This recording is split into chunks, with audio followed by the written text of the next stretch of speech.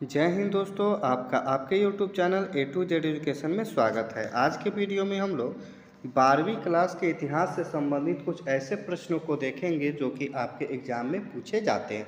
तो चलिए दोस्तों, वीडियो को शुरू करते हैं। शुरू करने से पहले अगर अभी तक आपने अपने YouTube channel A to Z education को सब्सक्राइब नहीं किया है तो जल्दी से सब्सक्राइब कर ले, साथ में लगे बेल आइकन को भी दबा दें ताकि इसी प्रकार से आपको वीडियो का नोटिफिकेशन मिलते रहे। तो चलिए शुरू करते हैं।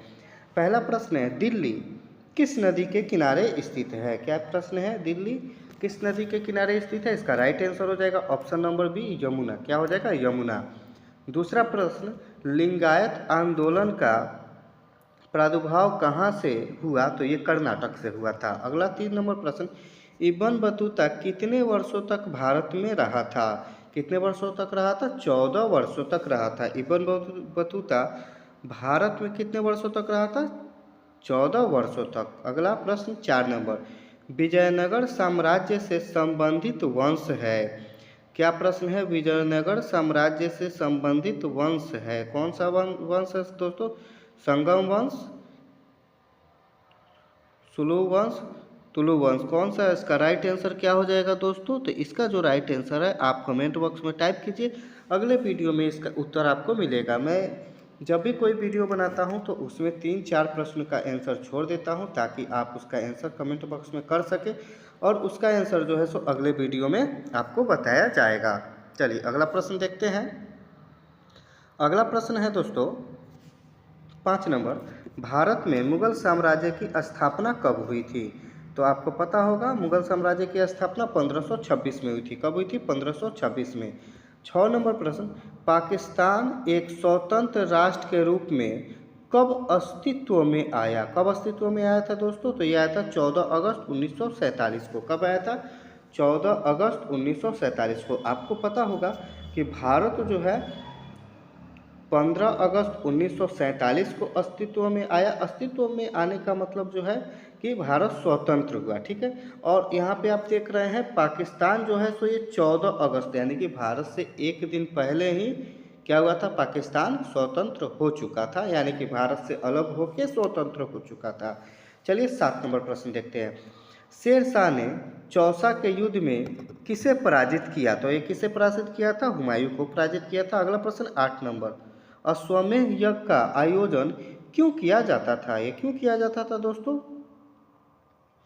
शाही संप्रभुता के लिए, व्यापार के लिए, ये किसके लिए किया जाता था? तो इसका जो राइट आंसर हो जाएगा क्या हो जाएगा? शाही संप्रभुता के लिए। यानी कि अश्वमेध यज्ञ का मतलब होता है कि जितने भी राजा हैं वो एक यज्ञ होता है,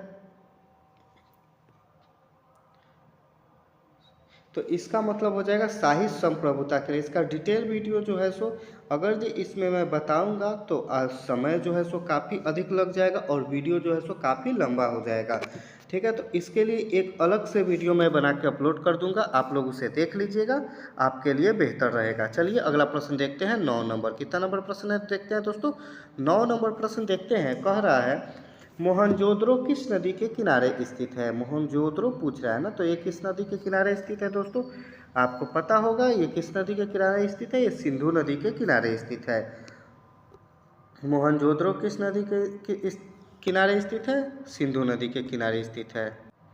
और यहीं से एक और प्रश्न बनता है, हड़प्पा किस नदी के किनारे स्थित है? रावी नदी के किनारे स्थित है। अगला प्रश्न देखते हैं 10 नंबर, सिंधु सभ्यता में मुहर बनता था, यानी कि सिंधु सभ्यता की जो मुहर थी वो किस चीज़ से बनती थी? सेल खड़ी से बनती थी। 11 नंबर प्रश्न, किस भारतीय शासक को नेपोलियन की संज्ञा दी गई है? क्या प्रश्न है? किस भारतीय शासक को नेपोलियन की संज्ञा दी गई है? तो ये किसे दिए गए?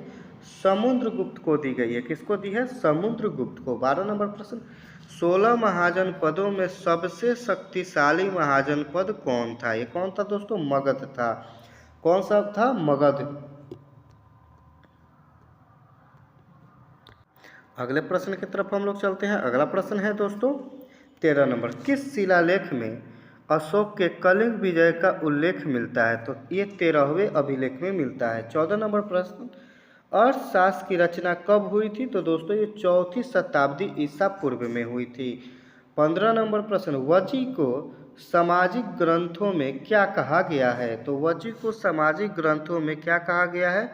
गणतंत्र कहा गया है। अगला प्रश्न 16 नंबर, पाटलिपुत्र नगर की स्थापना की गई थी, तो ये किसके द्वारा की गई थी? कहने का मतलब है ये उदयन द्वारा की गई थी। किसके द्वारा? उदयन द्वारा।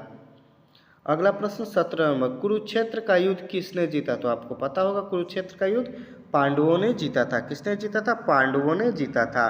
18 नंबर प्रश्न दोस्तों देखते हैं। 18 नंबर जो प्रश्न है ये कह रहा है, अंबालिका किसकी पत्नियां थी?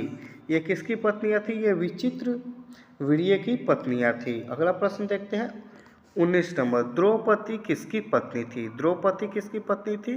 तो ये Arjun, Nakul, Sahadev. Option number D सभी। आपको पता होगा द्रौपदी का ही नाम क्या है? पांचाली। पांचाली जो थी ये पांचों पांडवों से शादी की थी, तो इसमें तीन ही का जिक्र है इसमें, इसीलिए जो है सो तीन ही का, तो ऑप्शन नंबर डी सही हो जाएगा, इनमें से सभी। और आपको पता होना इसमें किसमें, इसमें भीम का नाम एक छूटा हुआ है और एक ठो युधिष्ठिर का नाम छूटा हुआ है। तो पांचाली यानी कि द्रौपदी किसकी पत्नियां थी? तो पांचों भाइयों की पत्नियां थी। अगला प्रश्न देखते हैं 20 नंबर, महाभारत के किस वर्ष में वन व्यवस्था, महाभारत के किस पर्व में वन व्यवस्था का उल्लेख मिलता है? तो ये किसमें मिलता है? ये मिलता है शांति पर्व में। 21 नंबर प्रश्न, सांची का स्तूप किस धर्म से संबंधित है? तो ये बौद्ध धर्म से संबंधित है। 22 नंबर प्रश्न, श्वेत आंबर और दिगंबर का संबंध किस धर्म से है? ऑप्शन नंबर डी सही हो जाएगा, जैन धर्म से। किस धर्म से है? जैन धर्म से इनका संबंध है। किस धर्म से है दोस्तों? जैन धर्म से इनका संबंध है। चलिए आगे के प्रश्नों को देखते हैं। आगे का जो प्रश्न है क्या कह रहा है?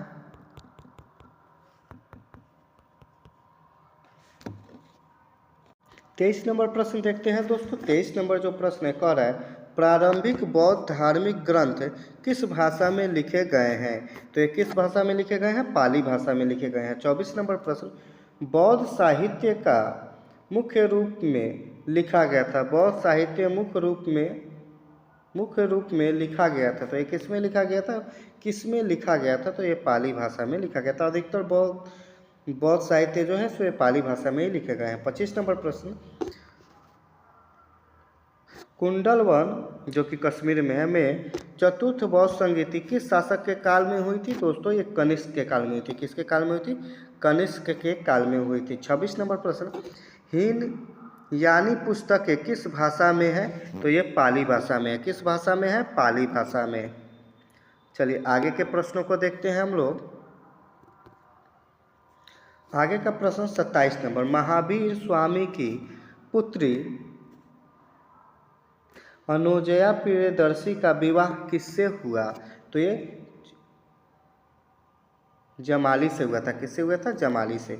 28 नंबर प्रश्न, अल बिरूनी किसके साथ भारत आया था? तो ये किसके साथ आया था? महमूद गजनवी के साथ आया था। अगला प्रश्न 29 नंबर, वास्को डी गामा कब भारत पहुंचा? तो ये 17 मई 1498 को भारत पहुंचा था। कब पहुंचा था? 1998 में पहुंचा था। आगे चलिए हम लोग देखते हैं 30 नंबर प्रश्न। कितना नंबर प्रश्न? 30 नंबर प्रश्न को देखते हैं। 30 नंबर प्रश्न कर रहा है, अनेक विदेशी यात्रियों ने भारत की जिन दो चीज़ों को असामान्य माना है वे हैं, तो वे हैं नारियल तथा पान। अगला प्रश्न 31 नंबर, पुष्टि मार्ग का जहाज किसे कहा जाता था? तो यह बालभाचार्य को कहा जाता था। 32 नंबर प्रश्न, राजकुमार दारा का संबंध किस सिलसिले से था? तो इसका संबंध सुराहवादी से था। किससे था? सुराहवादी से था। 33 नंबर प्रश्न को हम लोग देखते हैं। 33 नंबर प्रश्न क्या कह रहा है? 33 नंबर प्रश्न कह रहा है, बंगाल के प्रसिद्ध संत थे, तो ये कौन थे? ये थे चैतन्य महाप्रभु। 34 नंबर प्रश्न, भारत में मुगल वंश का संस्थापक कौन था? तो ये बाबर था। कौन था? बाबर। 35 नंबर प्रश्न, विजयनगर का महानतम शासक कौन था दोस्तों? तो विजयनगर का महानतम शासक कृष्णदेव राय। 36 नंबर प्रश्न, चोलों की सबसे छोटी प्रशासनिक इकाई कौन थी? तो ये ऊर थी। क्या थी? ऊर। ये चोलों की सबसे छोटी प्रशासनिक इकाई थी। क्या थी? प्रशासनिक इकाई थी। अगला प्रश्न देखते हैं। अगला प्रश्न हम लोग देखते हैं 37 नंबर, होयसलों के राज्य का विकास हुआ था। तो ये कहाँ हुआ था? ये कर्नाटक में हुआ था। 38 नंबर प्रश्न, प्रसिद्ध विरूपाक्ष मंदिर कहाँ स्थित है दोस्तों? ये हम्पी में स्थित है। 39 नंबर प्रश्न कह रहा है, रूस में भारत विद्या का जनक किसे कहा जाता है? तो ये किसे कहा जाता है? GS लिबिदेव को कहा जाता है। 40 नंबर प्रश्न, अपना यात्रा वृत्तांत मतलब सांदेह नाम से किसने विदेशी यात्री लिखा था? तो ये किसने लिखा था? अब्दुल रज्जाक ने लिखा था। किसने लिखा था? अब्दुल रज्जाक ने लिखा था। अगला प्रश्न हम लोग कितना नंबर देखेंगे? 41 नंबर प्रश्न देखते हैं।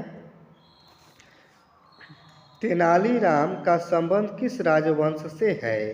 किस राजवंश से पूछ रहा है? तो ये विजयनगर साम्राज्य से तेनालीरामा का संबंध है। 42 नंबर प्रश्न, आइन ए अकबरी कितने भागों में विभक्त है? तो दोस्तों आइन ए अकबरी कितने भागों में विभक्त है? 5 भागों में विभक्त है। 43 नंबर प्रश्न, मुगल काल में भारत में सबसे ज़्यादा उगाई जाने वाली फसलें थी। तो ये कौन सी फसलें थी? चावल, गेहूं, ज्वार, बाजरा इत्यादि और सारी भी फसलें थी। 44 नंबर प्रश्न, खरीफ फसल किस ऋतु में होती है? तो ये शीत, पतझड़, वसंत, ये किस ऋतु में होती है? इनमें से कोई नहीं। इसका राइट आंसर हो जाएगा ऑप्शन नंबर डी। अगला प्रश्न हम लोग देखते हैं। 45 नंबर प्रश्न कह रहा है, पेशकर का अर्थ था। तो ये पेशकर का अर्थ क्या था? मुगल राज्य के द्वारा ली जाने वाली सब एक प्रकार की भेंट। क्या था पेशकर का अर्थ? मुगल राज्य के द्वारा ली जाने वाली एक प्रकार की भेंट थी। क्या थी? एक प्रकार की भेंट थी। अगला प्रश्न हम लोग देखते हैं। अगला प्रश्न कह रहा है 46 नंबर, शिकार के समय रास्ते में पड़ने वाले गांव में भू राजस्व संबंधित जानकारी किस सम्राट ने सर्वप्रथम प्राप्त की? तो ये किसने प्राप्त की थी? अकबर ने प्राप्त की थी। 47 नंबर प्रश्न, भारत में तंबाकू का पौधा लगाया गया, ये कब लगाया गया था? कहने का अर्थ है तो ये पुर्तगालियों के द्वारा लगाया गया था और पुर्तगाल से लगाया गया था। 48 नंबर प्रश्न, शेर शाह ने किस मुगल सम्राट को हराया था? तो ये किससे हराया था? हुमायूं को हराया था। किसको हराया था? हुमायूं को। चलिए आगे हम लोग देखते हैं। आगे देखते हैं 49 नंबर प्रश्न, औरंगजेब ने अपने जीवन का अंतिम भाग बिताया। क्या है? अंतिम भाग बिताया। तो ये कहाँ बिताया था? तो ये दक्षिण भारत में बिताया था। 50 नंबर प्रश्न और वीडियो का लास्ट प्रश्न है। आज के वीडियो में 85 प्रश्न को देखेंगे, अगले वीडियो में इससे आगे के प्रश्नों को हम लोग देखेंगे। तो 50वां प्रश्न है दोस्तों, पानीपत का प्रथम युद्ध किस वर्ष हुआ था? तो दोस्तों ये 1526 ईस्वी में हुआ था। कब हुआ था? 1526 ईस्वी में। आज के वीडियो में इतना है, मिलते हैं किसी और आगे के नेक्स्ट वीडियो में, नेक्स्ट पार्ट में। तब तक के लिए जय हिंद।